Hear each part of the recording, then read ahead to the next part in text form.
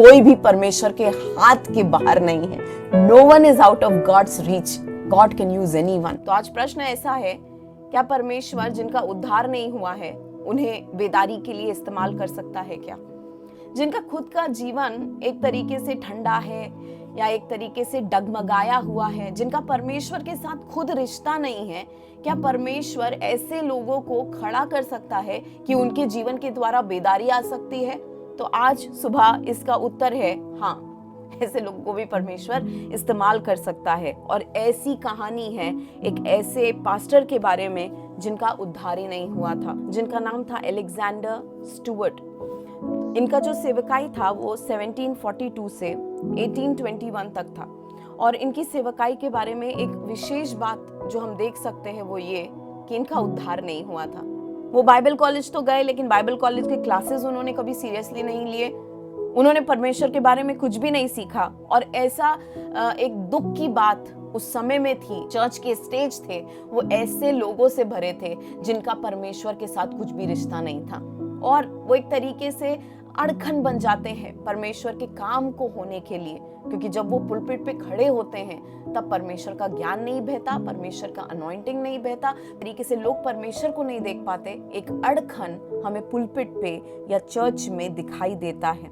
तो ये जो व्यक्ति थे उन्हें ना ही विश्वास था कि यीशु मसीह परमेश्वर है, उनको ना ही विश्वास था कि कोई भी बात पे उनको भरोसा नहीं था।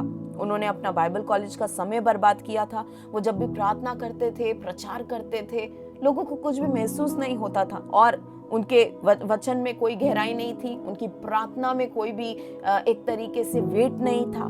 कोई भी उनके कलीसिया में एक भी व्यक्ति नहीं था जिसका परिवर्तन हुआ रहे। तो ऐसी कंडीशन थी, ऐसे तरीके का समय था जब ये जो सेवक थे मॉलिन प्रेस्बिटेरियन चर्च के, उनका लाइफ ऐसा चल रहा था। लोगों के पास उनकी भाषा में बाइबल तो थी, लेकिन सब लोग बहुत ही ज्यादा अंधविश्वासी थे। वो संडे को चर्च जाते थे, प्रभु भोजन लेते थे, लेकिन इसके ऊपर उनका कुछ भी जिंदगी नहीं था। लोग जाते थे और उनको सिर्फ बाइबल के ऊपर का ज्ञान था और उसके अंदर क्या है इसके बारे में किसी को नहीं पता था।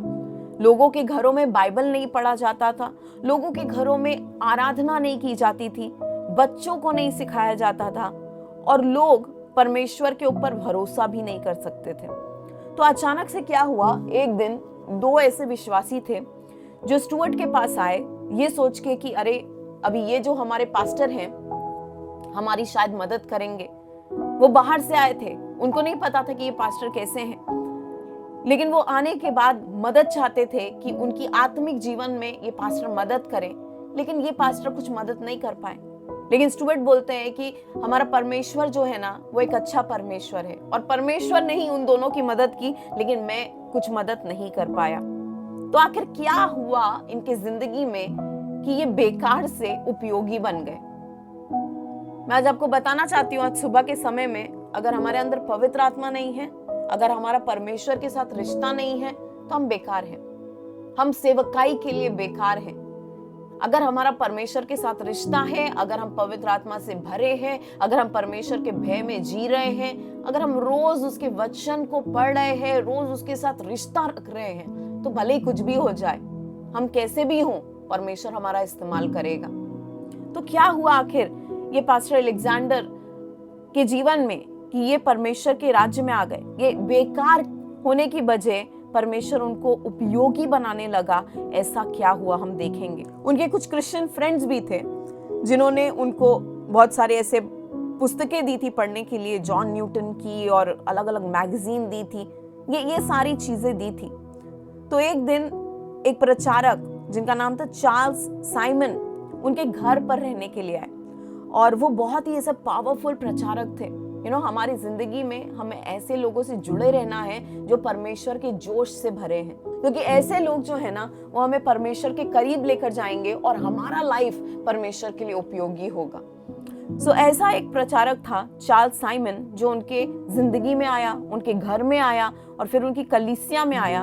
और जब एक दिन 1000 लोग उनकी कलीसिया को अटेंड कर रहे थे तो अचानक से उनके प्रीचिंग के समय में अलेक्जेंडर स्टुअर्ट का उद्धार हो गया, पास्टर का उद्धार हो गया। तो इमेजिन कि उनका कितना प्रीचिंग पावरफुल होगा कि पास्टर का उद्धार हो गया। तो मेंबर्स का भी कितना उद्धार हुआ रहेगा, कितना अद्भुत कार्य हुआ रहेगा। उनकी एक अलग तरीके की प्रार्थना हो गई। अचानक से जब उनका उद्धार हुआ, उनका प्रार्थना करने का तरीका बदल गया। तो उनके कलीसिया में जो पहले 2 लोग थे जिनका सच में उद्धार हुआ, क्योंकि अभी पास्टर का उद्धार हुआ है तो अभी लोगों का भी सच में जेन्युइन उद्धार हुआ है। लोगों का देखने का दृष्टिकोण बदल गया। लोगों के घर में प्रार्थना होने लगी। लोग हफ्ते में 1 बार मिलने लगे। लोग अचानक से अच्छा जीवन जीने लगे। जो ऐसे लोग दुखी थे, परेशान थे, अचानक से उनके जीवन में खुशी आने लगी। जब लोग प्रार्थना के बारे में सुनने लगे तो और भी लोग अलग अलग जगह से वहां पर आने लगे। तो क्या हुआ कि स्टुअर्ड ने जब प्रचार करना शुरू किया और एक एक्साइटमेंट कलीसिया में आ गया है। सब लोग पवित्र आत्मा के लिए भूखे हो गए, परमेश्वर के वचन के लिए भूखे हो गए हैं। उनके प्रचार सुनकर लोग बहुत ही आनंदित हो जाते थे। खुशी लोगों को महसूस होती थी। वो लोग घंटों घंटों कलीसिया में रहते थे, लेकिन कलीसिया से जाने का मन उनका नहीं होता था। यहाँ पर डेविड ब्लैक ऐसा बताते हैं कि मॉलिन में क्या हुआ। वो कह रहे थे कि ऐसा बेदारी उन्होंने अपनी जिंदगी में कभी देखा नहीं और कभी सुना भी नहीं, क्योंकि परमेश्वर उनके आंखों के सामने एक मरी हुई कलीसिया जिसमें जीवन नहीं था, एक मरा हुआ पुलपिट जहां पर वो व्यक्ति खड़ा होकर प्रचार करता था और उसमें कोई बल नहीं था।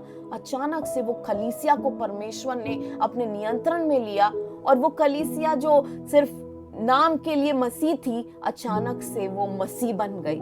अचानक से वो परमेश्वर को प्यार करने वाली बन गई। ऐसा अद्भुत नजारा वो कहते हैं कि हमने कभी भी नहीं देखा था और ना ही कभी सुना था कि परमेश्वर ऐसे आश्चर्य के काम कर सकता है। ना ही सिर्फ वहां पर कलीसिया में लोग बढ़ने लगे, लेकिन एक डिसाइपलशिप मूवमेंट शुरू हो गया। डिसाइपलशिप मूवमेंट मतलब क्या कि लोग छोटे छोटे समूह में मिलने लगे और एक दूसरे को और भी ज्यादा मैच्योरिटी में लाने लगे। और ये जो बेदारी थी वो और भी और दूसरे शहरों में फैलने लगी।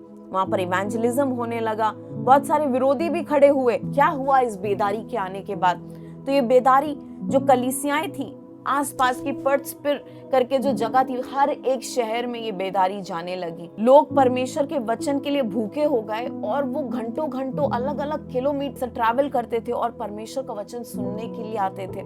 वहां पर कोई भी ऐसा नहीं था जिसका आत्मिक जीवन में वो पीछे हो।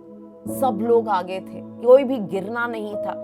सब के सब जो लोग थे उस कम्युनिटी के, वहां का वातावरण बदल गया, लोगों का जीवन बदल गया और सब लोग परमेश्वर के सुसमाचार को बांटने के लिए बहुत ही ज्यादा सामर्थ्य प्राप्त करते हैं, एक बोल्डनेस प्राप्त करते हैं। वहां पर परसिक्यूशन हुआ, सताव हुआ, लोगों को धिक्कारा गया, लेकिन हर एक चीज में ये विश्वासी लोग खड़े रह पाए। यहाँ पर जवान लोग जो थे उनका बर्ताव बदल गया, वो शुद्ध होने लगे, एक तरीके से परमेश्वर के लिए अच्छा जीवन जीने लगे। एक अलग परमेश्वर के लिए प्यार उत्पन्न हो गया।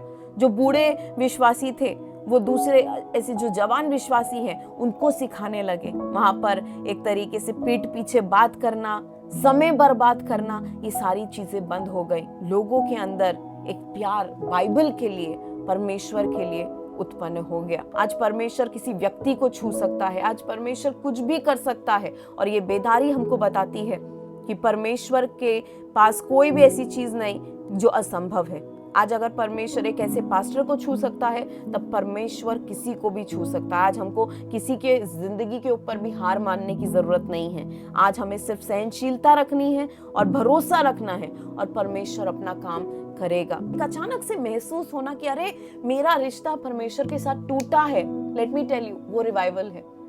अगर हम सालों सालों जी रहे हैं और अचानक से हमको ऐसा लगता है कि नहीं, मुझे रुकना है और देखना है कि मेरी जिंदगी सच में कौन सी दिशा में जा रही है, पवित्र आत्मा की जरूरत है, मुझे वचन में बढ़ने की जरूरत है। ये सारी चीजों की अहमियत जब हम जानने लगते हैं, परमेश्वर हमें अपनी तरफ आकर्षित करता है, वो बेदारी की शुरुआत होती है। तो आइए हम प्रार्थना करेंगे कि परमेश्वर जैसे तूने मॉलिन की कलीसिया में किया, परमेश्वर उस शहर में किया, अलेक्जेंडर स्टुअर्ट के लाइफ में किया, कि तू मरे हुए बातों को भी इस्तेमाल कर सकता है। You are the God who can do anything. आज सुबह के समय में तू ऐसा परमेश्वर है कि तू किसी से भी कुछ भी कर सकता है और तू अपनी महिमा के लिए इस्तेमाल कर सकता है। तो आज वो हमारे समय में भी, हमारे काल में भी, हमारे जवानों के जिंदगी से, हमारे बूढ़ों के जिंदगी से, ऐसे लोग शायद जिनके ऊपर हमने हार मान ली है हमारी कलीसिया में, परमेश्वर उनको भी महान प्रभावशाली तरीके से इस्तेमाल कर सकता है। कोई भी परमेश्वर के हाथ के बाहर नहीं है। No one is out of God's reach. God can use anyone.